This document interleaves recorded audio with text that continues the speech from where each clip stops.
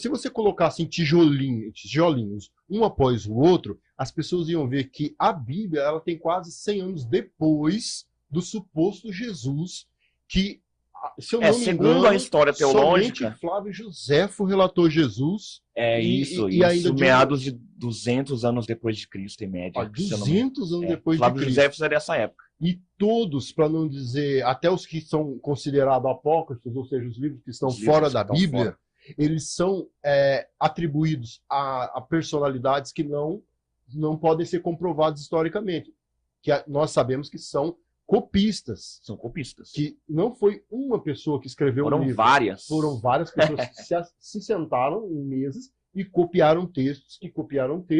Então já denigre a fonte também. Fica difícil, né? Fica difícil o rastreio, né? Uhum. Então, aí, voltando naquela linha de raciocínio que a gente estava dizendo, é um formato romano, porque assim, biblicamente, a gente não dá para ler, né? O tempo é escasso, mas biblicamente, o que eu recomendo? Olha lá, eu ler a Bíblia com calma, o Novo Testamento principalmente. Por que eu falo Novo Testamento? Porque ali são as regras ditadas para a Igreja de Cristo. O povo quer pegar texto do Antigo Testamento, onde em alguns textos pertencia ao culto judaico, que era uma ordem sacerdotal completamente diferente da que nós temos hoje, pós-morte e ressurreição de Cristo, e quer colocar na vida do cristão.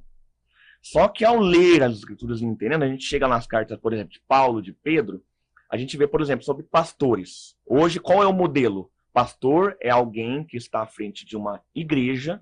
Quando eu falo igreja agora aqui, eu estou me referindo a um templo, e é o líder máximo de uma igreja. Tudo passa por ele, sem ele nada do que foi feito se fez. É tipo assim, entendeu? Não é? Eu já vi casos de pastor até ditar a regra de quem namora e quem não namora, e com quem namora. Sim, isso aí já é o cercadinho da pessoa, ele faz o que ele quiser. Sobre aquela praxe de que nós temos que ter uma cobertura espiritual de alguém ungido. Que hoje está também na moda o pastor coaching, né? Nossa, nem me fala. É pastor coaching para aumentar então, esse modelo de um representante líder diferenciado dos demais, essa ideia é romana. Essa ideia não é bíblica. Porque pastores na Bíblia, você nunca vai ver pastor no singular. Você vai ver pastores. Porque cada igreja da época do Novo Testamento, até o 4º século da igreja, sempre foi pastores. Numa igreja, tá?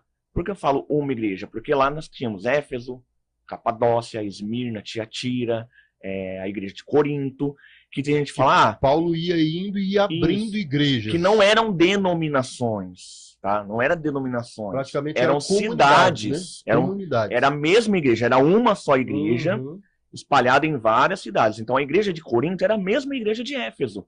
É a mesma igreja, é a mesma. Era como se fosse tribos, ele ia abrindo... É a mesma igreja. Comunidades. Não são denominações. Corinto é uma denominação e Éfeso era uma outra denominação, como hoje, a Assembleia Quadrangular de Filadélfia.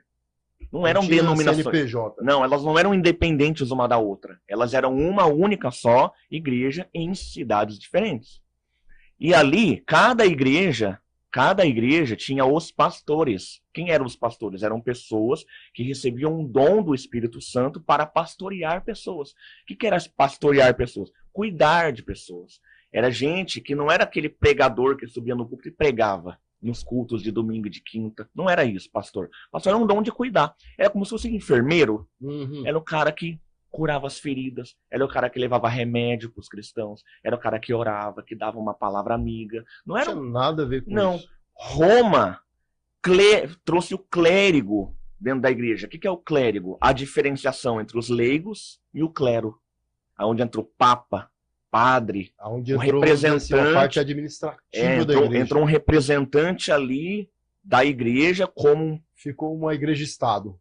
Isso, como se fosse um presidente e o povo. Uma igreja-estado. Isso não é Dilson Brito. Isso não é bíblico. Em lugar nenhum da Bíblia você vê isso. Né? Aí tem gente que fala assim, mas lá em 1 Timóteo 3 fala, aquele que almeja o episcopado, excelente obra deseja e tal. Sim, os bispos, que eram os pastores. Dentro do modelo romano.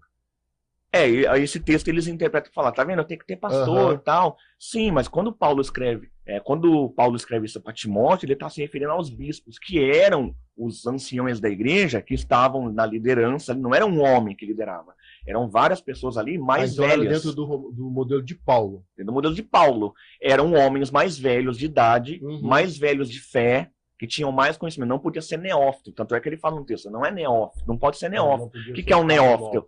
É um cara que se converteu hoje e já amanhã já quer cuidar de tudo. Entendi. Então não neófito, é um cara que não é um cara bebê. Estrada, né? Não tinha estrada. Negócio. Então eram homens mais velhos, eram homens talvez grisalhos, sabe? Aquele barrigudinho grisalho. Certo. Que já até tinha porque o povo não vivia muito naquela época.